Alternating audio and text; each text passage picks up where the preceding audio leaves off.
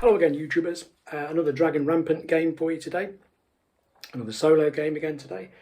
I've got a day off work, like a lot of people, using up a bit of leave before the end of March. And I posted something on the Solo Wargaming Facebook group, a little bit of a poll to see what I should play, and Dragon Rampant came second.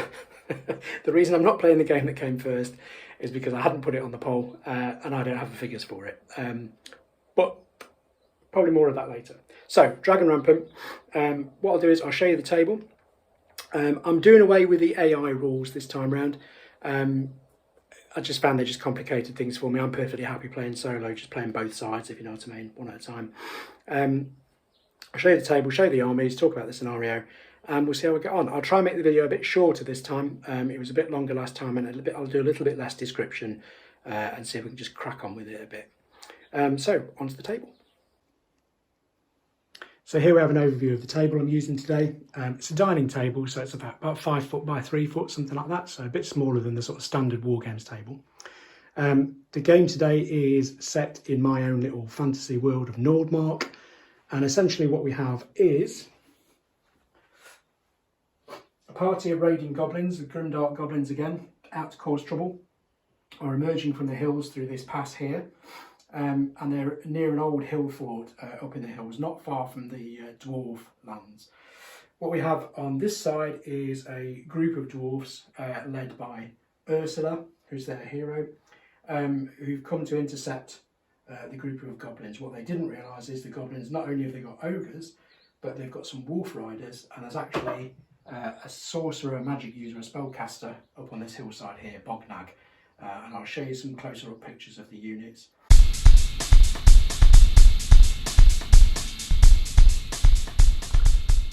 So going through the forces we have on the table, on the dwarf side, the leader is Ursula. She's a reduced model unit. She's actually an elite rider with wild charge and counter charge. Next to her, we've got some mercenaries, these halflings with their stone thrower, which is treated as heavy missile. 2 units of dwarf clansmen, this one here and the one over on that side. They're both heavy foot and they're offensive, which gives them a bit more hitting power. And then the local ogrin by the name of Ulrich has joined the force because he's not too happy about the goblins raiding either. Now he's actually classed as light foot. Again, I've given him the offensive characteristic, so he's a little bit more hitty, but he has short range missiles, which accounts for that rock that he's chucking over his head. Swinging over to the Goblin War Party here. At the front, we've got the Grimwald Ogres, who we may have seen if you watched the last video. These are heavy foot, offensive, and they cause fear. We've got 2 units of the Goblin Thrall, which are light foot, and they have short range missiles as well. They only have a 6-inch range. Over on their left is a newly painted unit of Goblin Wolf Riders. I've classed these as heavy riders, which gives them counter charge because I think they're fierce enough to be classed as heavy. And they're newly painted, so I don't expect them to survive very long. And they're led by Bognag, who is a light foot spellcaster. So in Dragon Rampant, when you give people the wizard or spellcaster sort of ability, you can also give them a troop, or you have to give them sort of a troop type. So in this case, it's light foot. And he's got short range missiles, so that represents some special skill he's got as well. I haven't really used spellcasters before, so bear with me. We'll see how that one works out.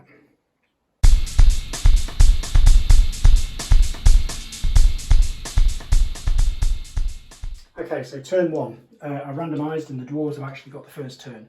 So we'll start with this clansman over here. We're going to try and move them. They move on a 5+, which they managed to do, and they move 6 inches. We'll do the same with this unit. They pass. Ulrich moves on a 5+, we'll move him as well. Just. And he is light foot, so he moves a little bit quicker. Just take up to there. So we'll move up the stone thrower as well. They pass. a bit up to there.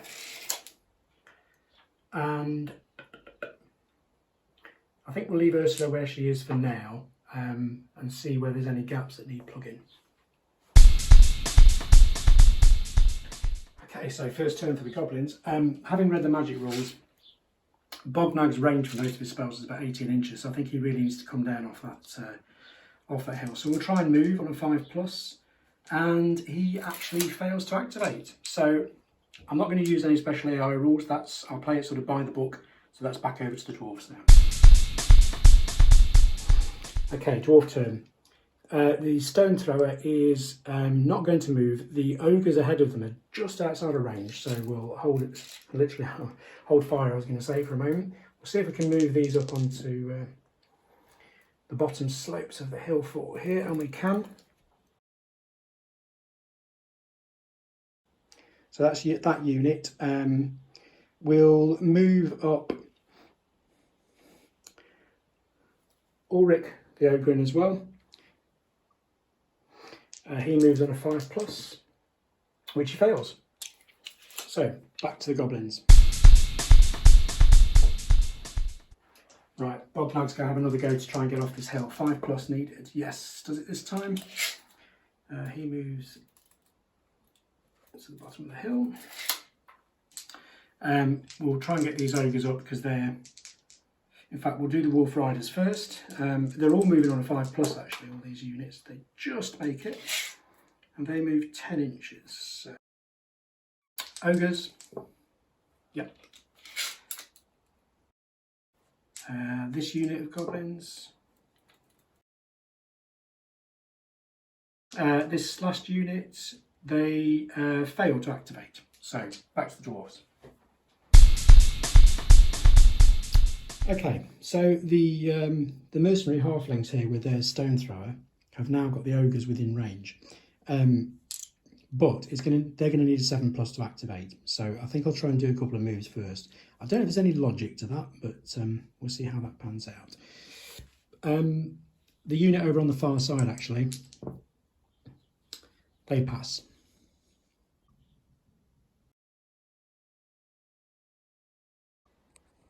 These dwarf figures are actually from Westwind, and they've certainly got character, and I quite enjoyed painting them. I'm in two minds as to whether I'd want to get any more, simply because they're a little bit sort of out of scale, if that makes sense, with some of the other figures like the Oathmark figures and so on.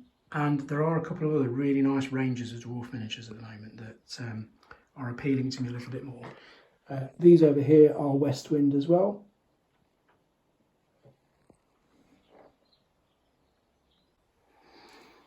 Okay, we'll see whether Orgrin can activate this time, and he does. Now, although he's light infantry, he isn't fleet foot, so he's going to move at half move in rough ground, which is 4 inches for him. Right, I think what we'll do now as well is see if we can get the stone thrower to shoot. They need a 7+. No, they fail. Okay, start of the Goblin's turn.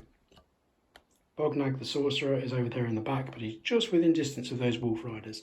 So he's going to try and cast a spell, which is called Sharper Blades, and he needs a 7+ in order to do this. He's going to cast that on the wolf riders. And he gets a 10. So he passes that roll. And this is going to give the wolf riders some bonuses in the next combat should they charge home. Okay, so these wolf riders, as if they weren't mean enough, have just had Sharper Blades cast on them successfully by Bognag. So they're going to try and attack the dwarves in front of them. And that's an 8, which I'm pretty sure is enough. Okay, so we'll roll for the wolf riders first. They get 12 dice because they're at full strength. Their attack value is 4+, but because of the spell that's been cast upon them, they get to re-roll any misses on this turn. So they get 6 to start with. Get to re-roll these. So there's another 3. So we compare that against the Dwarf's armour, which is 3. So that's actually going to be 3 casualties. And now the Dwarves hitting back. Again, they get the full 12 dice because they're at full strength. They're heavy foot and they use their defence value because they're being charged, which is actually 4+. And they get 6 hits altogether. Compare that against the Goblins' armour, which again is 3, so that's 2 casualties for the Goblins. Okay, so courage test for that combat. These dwarves have lost 3 figures. So they roll a 5 and then -3 from that is 2, which means they've failed their courage test because their courage is actually 4. But the score wasn't below 0, so they're going to retreat and be battered, I believe. Okay, the Wolf Riders also need to check their courage. They lost these 2. They roll an 11, so even reducing the 2 from that score, they're actually more than happy. Okay, so Bognag's quite pleased with that. Cast a spell to help his Wolf Riders with their attack, and that's taking some casualties off that dwarf unit on the far side and push them back. He's now going to try and move this unit of goblins forward, and they pass.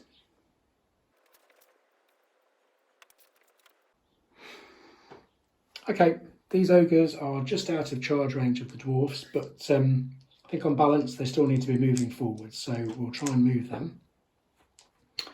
They succeed. And we'll try the same with that last remaining unit of goblins. They pass as well and they move 8 inches because they're light.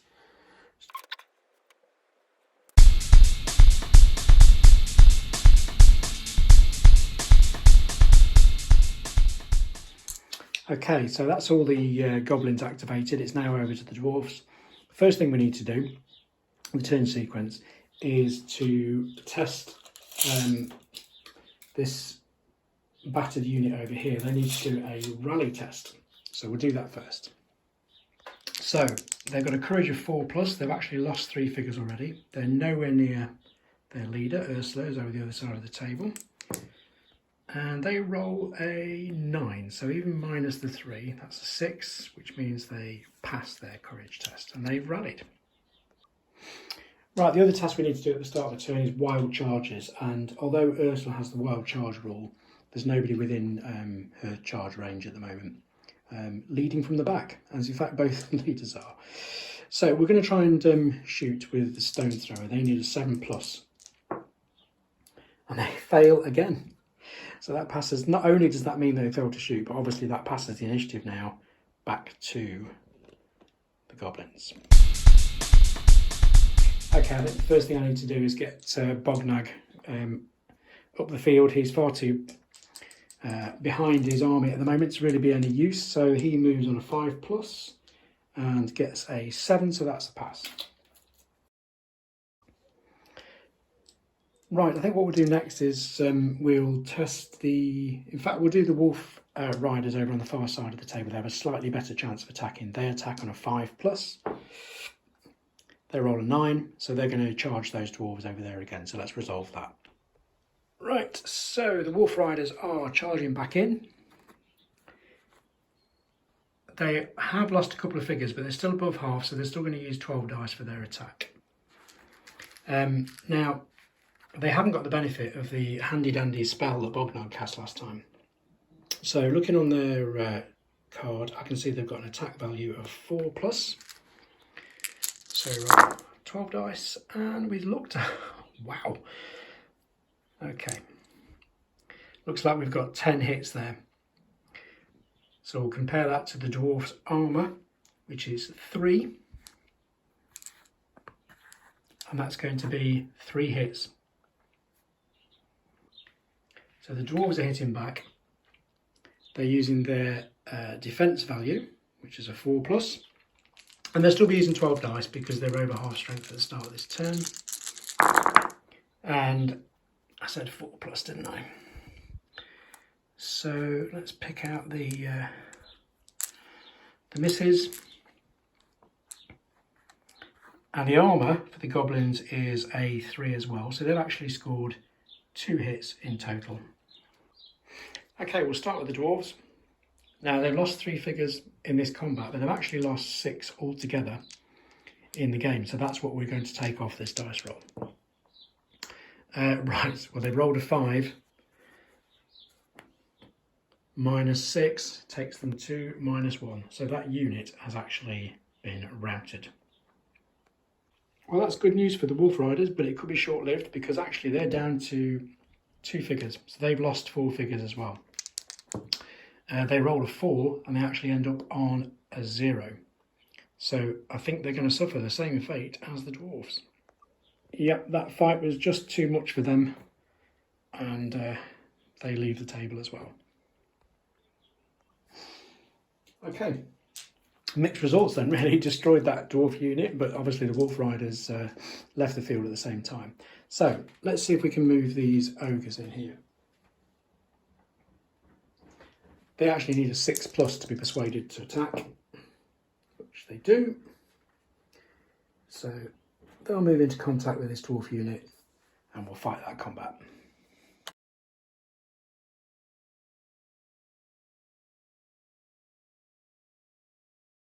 Dwarves fighting back, they have a defence of 4+.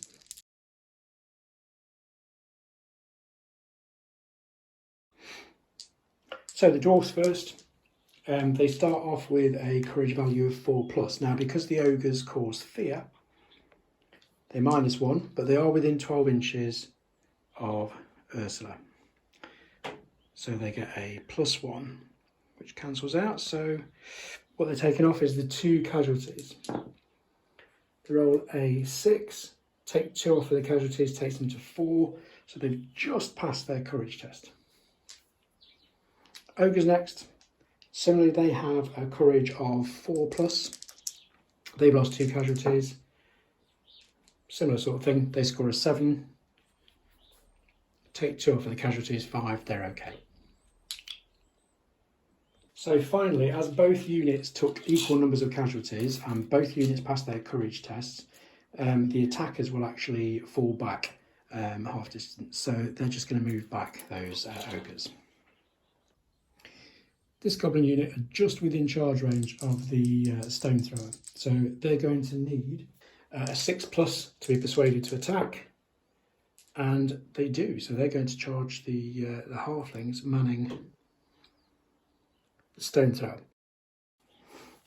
Okay, so the thing to remember here actually with Dragon Rampant is there's a certain element of abstraction.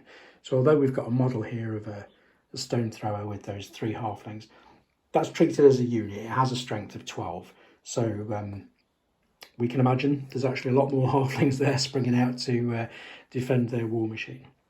So we'll start off with the goblins and their attack.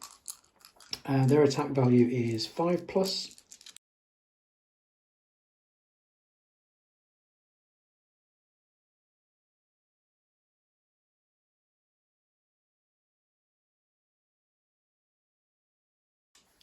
Courage tests, we'll start with them. They have a courage of 4+, and they have a leader within 12 inches. Ooh, but even so, okay, 2 casualties. It takes that down to a 1. So they actually retreat battered. They didn't go below 0, so that's something. And the goblins similarly have a courage of 4. We take 1 off for the casualty. Their general isn't within range. So that would take us down to a score of 6, which means they pass. It just leaves us with 1 goblin unit over here, and we'll try and move those up. They succeed.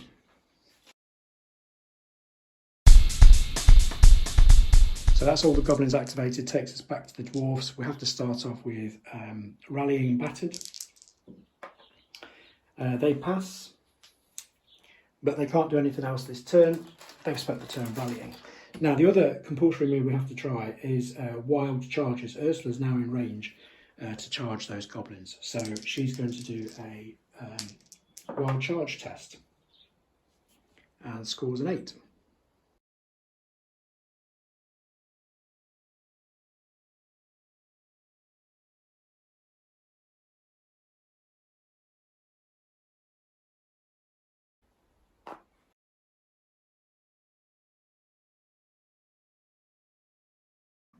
And as would happen with the ogres, because both units are standing at the end of the combat, the attacking unit actually moves back.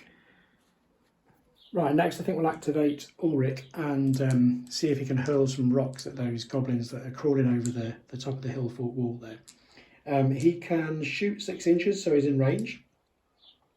And he shoots on a 6+, which he passes.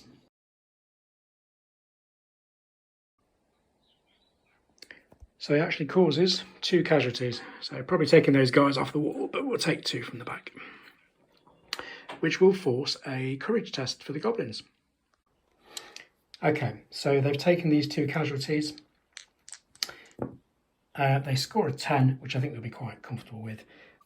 So the final unit is this unit of clansmen at the bottom of the hill, see if they can charge the ogres, and they do.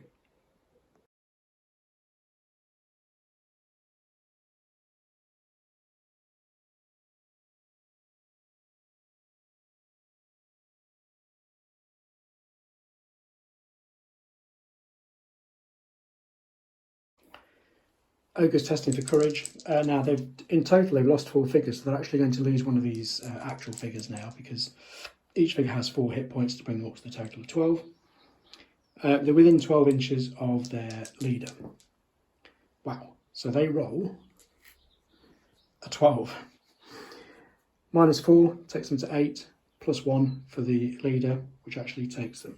They've passed, basically. The dwarves in total have lost 3 casualties. They lost 1 in that combat. In total, they've lost 3. They have a courage of 4+. So they rolled an 8. -3 for the casualties takes them to 5. +1 because actually Ursula is within 12 inches. So they've passed as well, which means as the attackers, they need to withdraw. So it's back to the goblins, and Bognag, because he wants to practice magic, is going to cast a spell on these dwarves, and he's going to cast the Befuddle-Thee, which he fails, of course. So that passes the initiative back to the dwarves. So back to the dwarves. No units to rally on this turn, but we need to check Ursula for her wild charge.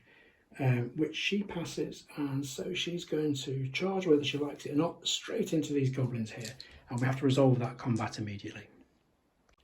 She's hitting on 3s.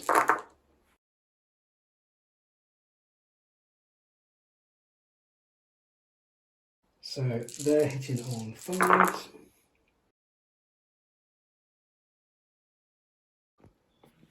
So this goblin unit have lost 8 figures altogether. They've routed. Ursula still needs to check anyway. And her courage was 3, although she's consistently rolling low, she's past that. So next up I think we'll try and get Ulrich to shoot again. He needs a 6+, and he fails. So pass activation back to the goblins. So we'll start with Bognag, who's not been very successful casting spells so far, but he's going to try and use the sharper blades again on those goblins climbing up the hill, and fails. So immediately back to the dwarfs, and Ursula with her wild charge is going to have to see whether she charges those ogres, which she does.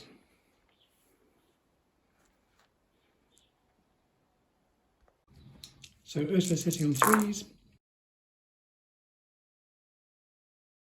and they're still rolling at full strength at the start of this turn, and they're attacking on 4s.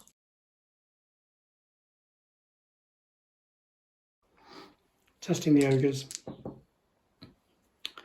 9. They've actually lost 6 hit points altogether, which takes them down to 3, but they add 1 for having the general nearby, which is 4, the leader nearby, and their courage is 4, so actually they just pass. Ursula, her courage is a 3+. Much better roll this time. I'm pretty sure she's passed.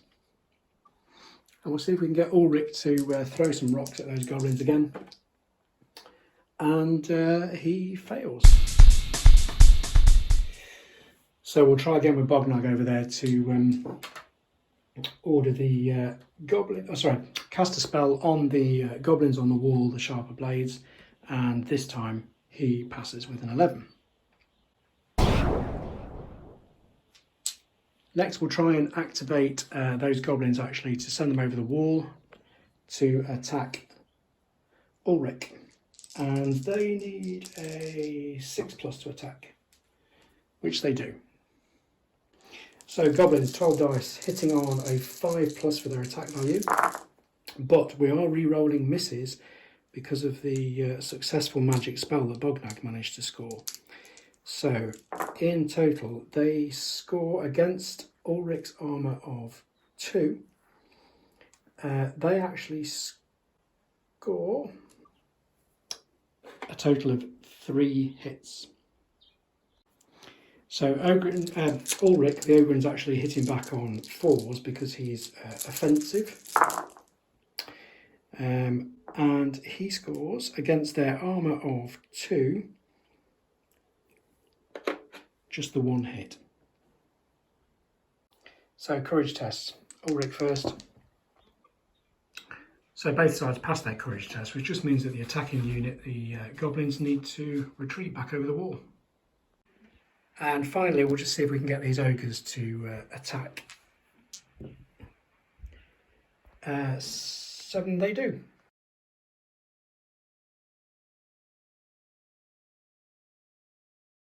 The dwarves, on the other hand, although they've taken casualties, they're still above half strength, so they roll 12 dice, needing 4s to hit and score another 2 hits. So that's actually enough to lose another figure from the ogres. The dwarves still need to carry out their courage test. They roll a 6. They've lost 3 casualties, which takes them down to... Sorry, they roll an 8. 3 casualties takes them down to 5, plus 1 for the leader. Their courage is 3, so they're okay. So at this stage of the day, Bognag and his 1 unit of goblins in the hillfort are all that's remaining of the goblin raiding party. So Bognag, being the heroic goblin magic user that he is,